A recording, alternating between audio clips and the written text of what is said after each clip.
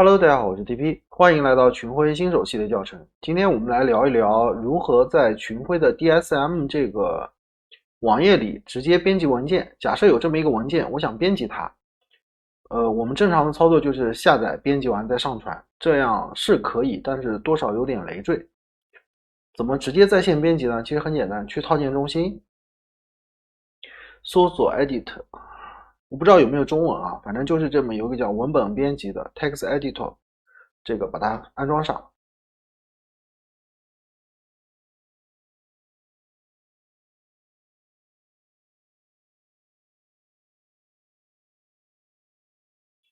好了，安装完以后，直接选中它右击，选择 Open with，就是用文本编辑器打开。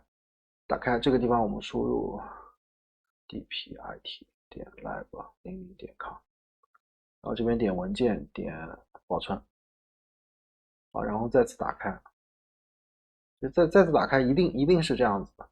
好，这样就结束了。这样做的好处是什么呢？你可以在 DSM 里做更多的事情，不需要依托其他的东西，都在浏览器里去完成。